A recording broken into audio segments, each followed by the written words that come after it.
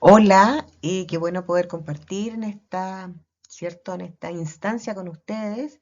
Mi nombre es Rita Bendaño, soy profesora, asistente del Departamento de Promoción de la Salud de la Mujer y el Recién Nacido de la Facultad de Medicina de la Universidad de Chile y participo directamente, obviamente, en la Escuela de Obstetricia y Puericultura de esta universidad. Les quise compartir esta presentación que realicé en una conferencia, ¿cierto?, para matronas y los cuidados neonatales también, en la parte de partería y en Dubái, que es un lugar hermoso que creo que logré, ¿cierto?, compartir con muchas personas, diferentes culturas, discutir temáticas importantes en relación a la formación en salud y una de ellas es la que vamos a hablar hoy.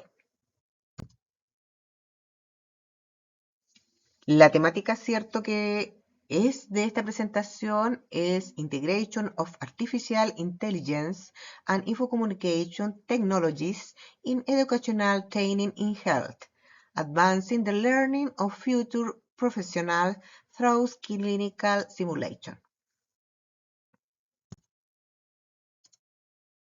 ¿Cierto? Como una manera de presentarme, ya les dije mi nombre, Rita Bendaño Gutiérrez, soy matrona, profesora asistente de la Universidad de Chile, magíster en Educación en Ciencias de la Salud y soy candidata a doctorado, ¿cierto?, en Biomedicina y Ciencias de la Salud. Y les quise presentar el itinerario, ¿cierto?, que vamos a ir discutiendo a través de los pasos que se van siguiendo en esta presentación en relación a la innovación en educación en salud, a los cambios generacionales que se han producido a través del tiempo, a las tecnologías de la infocomunicación, a las estrategias didácticas que se están utilizando y los cambios en ellas, a los paradigmas, nuevos modelos de paradigmas educacionales y los modelos educativos que han ido, ¿cierto?, también cambiando y adaptándose, y junto con esto, el rol de la inteligencia artificial, ¿cierto?, que es un auge en estos momentos, y los dilemas éticos que están, ¿cierto?, insertos con ello. Y finalmente, el resumen y una conclusión que quiero hacerlos partícipes a ustedes junto a las referencias. Dentro de las temáticas que podemos hablar en innovación, ¿cierto?, en la educación en salud, es importante en dar la oportunidad de ir visualizando lo que ha afectado estos cambios en la educación en salud. Los avances tecnológicos que hemos tenido a través del tiempo, los cambios generacionales, ¿cierto? Los cambios en la manera de aprender y enseñar, la necesidad de refinar límites y posibilidades con estos cambios que han suscitado tener una mayor comprensión, ¿cierto?, de la manera que los estudiantes están aprendiendo en estos momentos. Junto con esto podemos evaluar, ¿cierto?, que a través de la evolución del tiempo y los cambios que hemos tenido como seres humanos, ¿cierto?, en este mundo tan dinámico, tan cambiante, con distintas opciones de vida, eh, la evolución que ha tenido las tecnologías de la comunicación e información a través del mundo han impactado en el desarrollo de las estrategias didácticas, ¿cierto? En los diferentes niveles cognitivos y también en todo lo que tiene que ver con las competencias genéricos transversales que tienen los estudiantes. A su vez, la simulación clínica cada día se ha ido eh, adaptando también a estos cambios y ha ido siendo un tipo de estrategia didáctica, una herramienta metodológica más fuerte, porque se ha tenido que adaptar a estos cambios en estos nuevos paradigmas educacionales y han sido optimizados a través, por ejemplo, de distintas herramientas metodológicas y como la inteligencia artificial, ¿cierto? También se ha incrementado el acceso a la información y todos los procesos educacionales, estableciendo, ¿cierto?, un desarrollo de esta dinámica de la educación, sobre todo en salud. Aquí podemos ver una tabla, ¿cierto?, con los cambios generacionales que se han suscitado a través del tiempo, Por ejemplo, que tenemos que del año 1946 al 64 tenemos la generación del baby boomers, ¿cierto? Que es posterior a la Segunda Guerra Mundial. Hay un incremento de los nacimientos, ¿cierto? Hay una emergencia de todos los derechos, ¿cierto? Civiles, del feminismo, por ejemplo. Luego la generación X, entre 1965 y 1980, ¿cierto? Después de la Guerra Fría, hay una crisis energética, pero también hay avances tecnológicos y el ser humano tiende a ser bastante pragmático y resiliente. Luego venimos, porque está dentro de ellos, los millennials, que están dentro del 81 y el 1996, con la era digital diversa, ¿cierto? Diversa en la diversidad importante y la inclusión que hay en ella y los cambios en relación al medio ambiente. Desde 1997 al 2012, la generación Z, cierto que son nativos digitales, cierto, las personas que son parte de la generación Z, hay un crecimiento importante, cierto, del Internet, un desarrollo, y hay las personas que son parte de esta generación son bastante creativos. Y dentro de la generación alfa ocurre que hay una mayor, ¿cierto?, inclusividad durante el mundo de todo tipo de personas, hay avances tecnológicos y también resurge y es importante todo lo que tiene que ver con el impacto medioambiental. Hay un mayor cuidado. Quise hacer un ejemplo sobre la velocidad y los cambios que, ¿cierto?, han habido y que nosotros tenemos que comprender que van a seguir produciéndose a través del tiempo, porque cada vez vamos abarcando distintos horizontes que no hemos visto en otra oportunidad. Por ejemplo, un auto en 1900 tenía una velocidad de 56 kilómetros por hora y ahora, ¿cierto? Hay un auto que llega, ¿cierto? Que es uno de los de la Fórmula 1 que puede llegar a 325 kilómetros por hora. Incluso actualmente el otro día salía, ¿cierto?, en una noticia que estuvimos viendo que hay mucho mayor porcentaje, ¿cierto?, de esta velocidad en unos últimos modelos de estos Fórmula 1. Por lo tanto, el incremento que ha tenido la velocidad también ha tenido que ver con los cambios de los avances tecnológicos, ¿cierto? Aquí, ¿cierto? Visualizo una fotografía, ¿cierto? Que me indica cómo estamos en esta era más tecnológica con distintos medios de comunicación, de transporte, cómo nosotros nos vamos comunicando de distinta manera, ¿cierto? Bueno, veo esto y me recuerdo de Dubái, que es un lugar que tiene todas estas características maravilloso y con personas maravillosas también. Entonces aquí nos vamos ya, ¿cierto? Involucrando y adentrando en lo que son las estrategias de educación que estamos utilizando, ¿cierto? Los docentes, no solo en la formación en salud, sino que también en otras áreas. Y cómo hemos tenido también, ¿cierto? Los profesores en ir adaptándonos a estas modalidades distintas, ¿cierto? De poder em, ¿cierto? Compartir la experiencia y el del proceso de enseñanza-aprendizaje con nuestros estudiantes a través de una modalidad híbrida, ¿cierto? Tanto presencial como virtual, solo presencial y en algunas oportunidades solo virtual, ¿ya? Fue un proceso de adaptación tanto de los estudiantes como de nosotros los profesores, porque la verdad es que tuvimos que capacitarnos bastante para poder, ¿cierto?, entregar de la mejor manera posible la formación que nosotros queremos, ¿cierto? Entregar a ellos para que ellos logren las competencias. No fue un paso fácil para nadie, ¿ya? Algunos son más tecnológicos, ¿cierto? En nuestras distintas eras y la verdad es que a algunos puede que nos cueste más. Acá hay distintos tipos, ¿cierto?, de tecnologías de la infocomunicación que la verdad es que los estudiantes los logran manejar bastante bien. Eh, la mayoría tiene cierto su notebook o su tablet. Yo diría que más del 95% tiene su celular, si es que no más cercano al 100%. Y ahí vemos también una pareja de estudiantes que, ¿cierto?, se están comunicando entre ellos y a través de lo que pueden visualizar de forma virtual con la pantalla, ¿cierto?, de su computador. Acá quise, ¿cierto?, representar como los cambios en los modelos de educación, en los paradigmas que se han ido, ¿cierto?, involucrando a través de los cambios en estos procesos educacionales. Han habido situaciones puntuales que han logrado impactar en él la forma, ¿cierto?, del saber entregar esta información y que este aprendizaje sea realmente significativo para los estudiantes y comprendido de la mejor manera. Acá hay varias opciones. Como habíamos hablado, los avances tecnológicos son un factor fundamental que se ha tenido que tomar en cuenta en estos nuevos modelos educacionales, ¿cierto?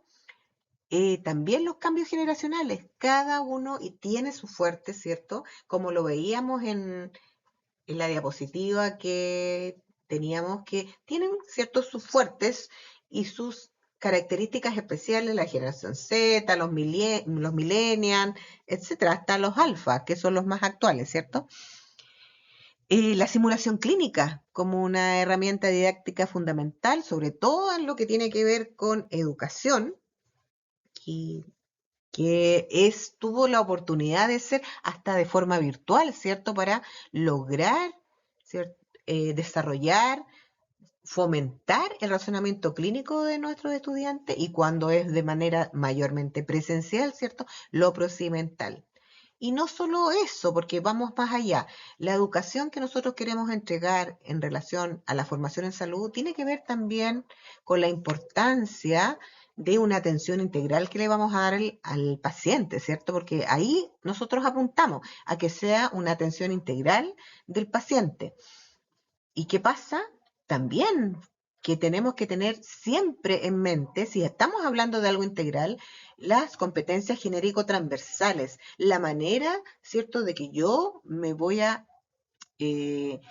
comprometer en dar esta atención en salud, las habilidades, ¿cierto?, comunicativas, el trabajo en equipo, eh, la empatía, que es fundamental en un profesional de la salud. Junto con esto, ¿cierto? Y hacer un poquito un feedback, en relación, por ejemplo, a la simulación clínica, todo lo que tiene que ver con los derechos del paciente, derechos y deberes del paciente, que es uno de los, ¿cierto?, iconos que hizo que esta metodología estuviese dentro de los planes de formación para lograr ciertas competencias que ya estaban declaradas en estos programas de curso y que teníamos que cumplir, ¿cierto? Como profesores, como parte de una institución educativa. Por lo tanto, y los cambios que se han suscitado tanto en salud, económicos, sociales, todas estas crisis, recuerden la pandemia y los cambios por tener menos posibilidad de que los estudiantes fueran a campos clínicos, ¿cierto? La cantidad de estudiantes ha ido disminuyendo con el tiempo, la cantidad de cupos que nos dan. Entonces, tenemos que también tener actividades que logren de alguna manera no, no que sean, ¿cierto?, que sean transformadas en un cambio total, sino que logren colaborar en el proceso de enseñanza-aprendizaje, ¿no? No es cambiar una cosa por otra, sino que sea súper colaborativo en este proceso, ¿ya? Como decía, todo esto ha ido cambiando los modelos educativos y el mirar que tenemos nosotros como profesionales de la salud, como también agentes de cambio y también teniendo la responsabilidad de saber qué está pasando, ¿cierto? Los cambios que están suscitándose cada vez en el mundo, en lo educativo, en lo sanitario, que es, ¿cierto?, nuestra dualidad y los cambios económicos que también afectan, ¿cierto? Y que tenemos que tratar de dar respuesta a todas las necesidades que tiene nuestra población a través de, ¿cierto?, la formación de nuestros profesionales.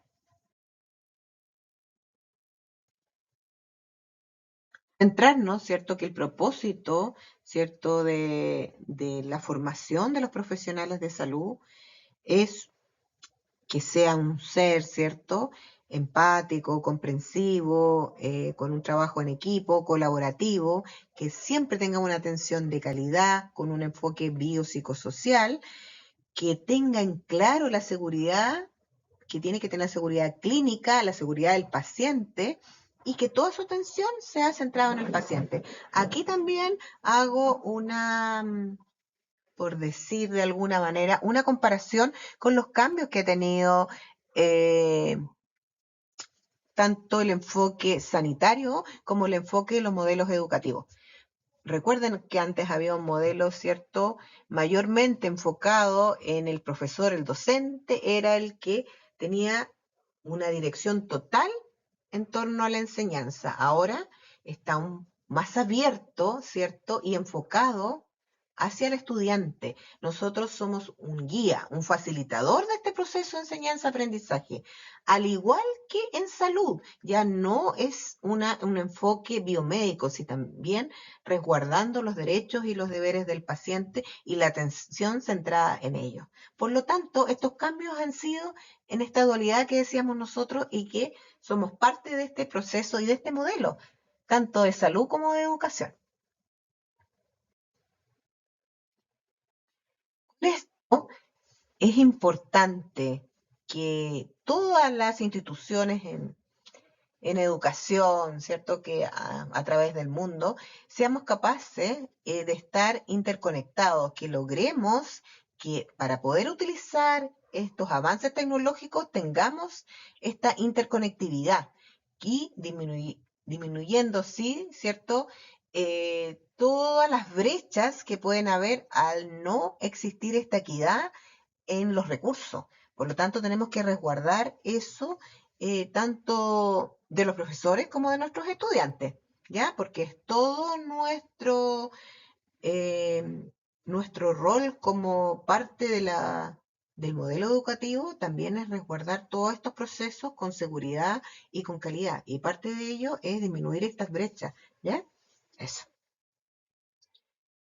Y más importante es que los educadores, ¿cierto? Los profesores, los académicos, tengan un continuo, ¿cierto? Perfeccionamiento docente, capacitaciones en todos los cambios que se han ido suscitando, en los cambios, en el saber cuál es el enfoque del modelo educativo, cuáles son, ¿cierto?, las competencias. O sea, tenemos que tener claro que parte de ser parte de una institución de educación, tenemos que ser responsables desde tener una inducción docente, el apoyo de este claustro académico y también tener los recursos para que todos los profesores, ¿cierto?, estén capacitados en los cambios que se han ido realizando, ¿ya? Y en los enfoques que han ido cambiando y poder socializar todo esto.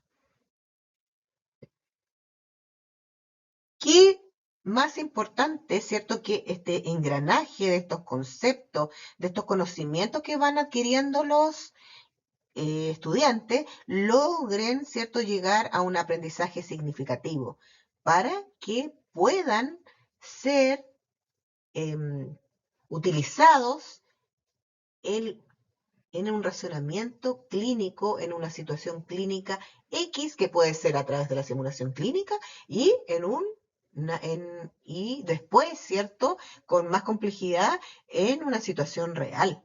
Por lo tanto, todo esto tiene el enfoque de querer mejorar el proceso educativo que estamos entregando.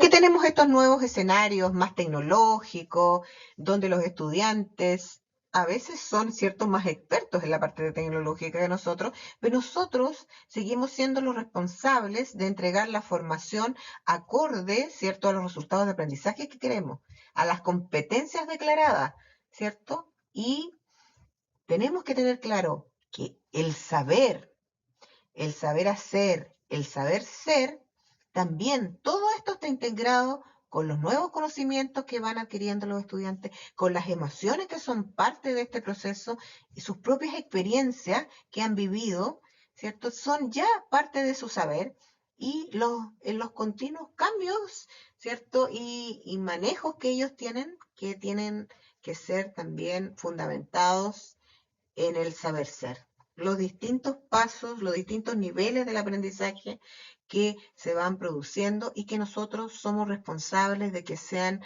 acordes a las nuevas realidades que estamos viviendo. Así de simple, somos parte de este nuevo escenario. Esto ya está, ¿cierto?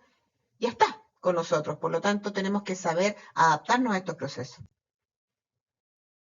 Como hablábamos, ¿cierto? Lograr este razonamiento clínico que se gatille, ¿cierto?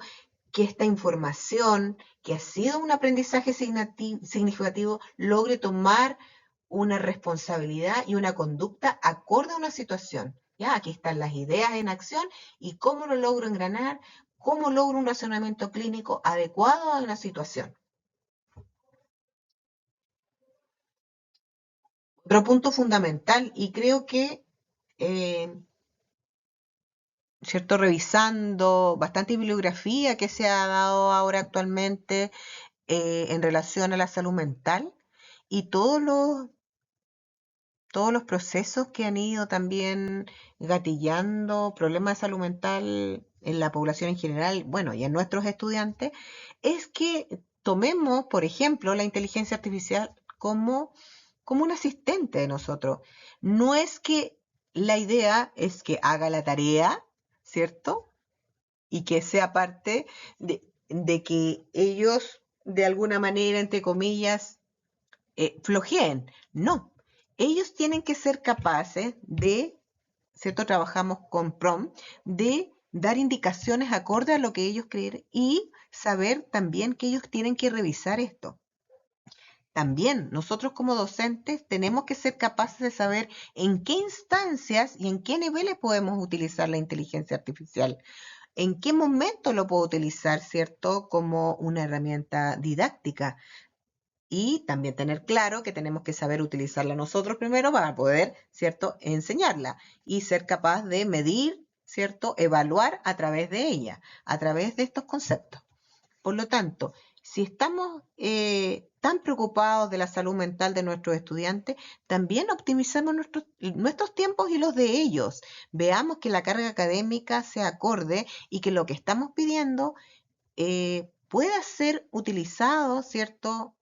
Una inteligencia artificial que colabore en este proceso, que optimice el recurso tiempo, que esto va a permitir también que se cumplan las horas acordadas, por ejemplo, en un programa de curso, ¿cierto? Estamos viendo que a veces estamos viendo que se están utilizando más horas reales de las que están declaradas. Por lo tanto, todas estas herramientas pueden ayudar a optimizar el recurso tiempo, ¿ya? Y a optimizar también, ¿por qué no? Dan una retroalimentación adecuada y que ellos puedan responder frente a esto y obviamente declarar que ha sido utilizado. Eso es algo ético. Acá tenemos también, que les quise compartir, que hemos hablado un poco de la simulación clínica en salud. Acá tengo, ¿cierto?, varias fotografías con estudiantes que han participado en distintos escenarios de baja, de alta calidad. Depende, ¿cierto?, de lo que nosotros queremos lograr con este escenario y las competencias de cada nivel. Acá hay más fotitos, ¿cierto? En relación a lo obstétrico, a lo neonatal. También tenemos escenarios relacionados con lo ginecológico, con atención primaria, ¿cierto? Tanto atención abierta como cerrada. Todo lo que nosotros velamos porque los estudiantes logren tener este aprendizaje significativo. Acá les voy a compartir un pequeño video que creo que es importante que nos demos a conocer.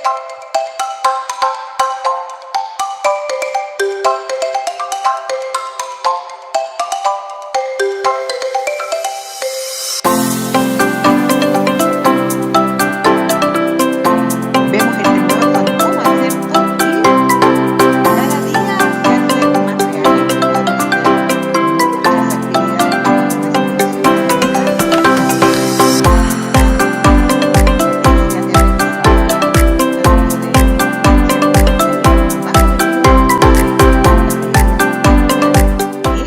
fidelidad, pero también se puede utilizar para hacer algunos, ¿cierto?, procedimientos en sí.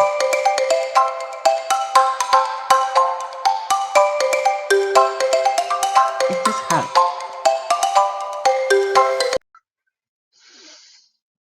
Y llegamos a un punto controversial en relación a las IA, ¿cierto?, a la inteligencia artificial. El copy-paste, el plagio, el cuidado con los datos. Es importante que el ser humano, ¿cierto?, creó la inteligencia artificial. Es parte de nosotros como seres humanos. Por lo tanto, tenemos que tener claro que para utilizarlo siempre está inserto en nosotros la ética, ¿cierto? Tiene que ser declarado, tiene que ser avisado, ¿cierto? Si vamos a utilizar datos a través de la inteligencia artificial, eh, con consentimiento informado, creo que las normativas que tenemos que tener sobre el uso de la inteligencia artificial son fundamentales que se socialicen y que se aclaren en el momento que van a ser utilizadas. Creo que no siento que haya un problema de utilizar la inteligencia artificial. A través del tiempo han habido cambios que no han sido, ¿cierto?, aprobados como primera instancia, pero a la vez hemos creado modelos que puedan ayudar al ser humano a trabajar de forma más eficiente, y creo que esta es una de las formas. Nuevos escenarios, la ética, los cambios en el tiempo que cada vez, ¿cierto?, se nos agota y sentimos que estamos más presionados por tener producto. Creo que tenemos que darnos nuestros tiempos, tenemos que generar instancias de aprendizaje y tomar a la inteligencia artificial como un buen asesor, pero que es responsabilidad de nosotros, ¿ya? Es como cuando delegamos una función, pero la responsabilidad última es de nosotros, ¿ya? La adaptación del ser humano a todos los cambios es fundamental.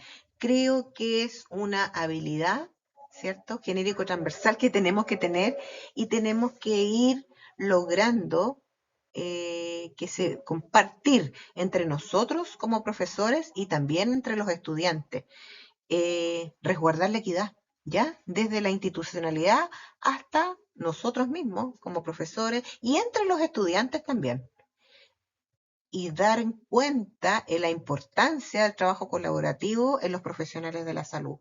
Es fundamental. Es fundamental que nos cuidemos para poder cuidar de la mejor manera a nuestros pacientes, ¿cierto?, nuestros usuarios, y dar la atención integral que ellos se merecen. Recordar como instancia, ¿cierto?, el propósito, ¿cierto?, de la atención que sea segura, centrada en el paciente, comprensiva, empática y siempre de calidad, con enfoque biopsicosocial. Muchas gracias. Aquí les comparto la bibliografía, y obviamente que está declarado que algunas de las fotografías son realizadas por inteligencia artificial. Claro. Y acá, ¿cierto?, está uno de mis contactos para que me puedan contactar si quieren hablar conmigo. Muchas gracias, que estén muy bien. Chao, chao.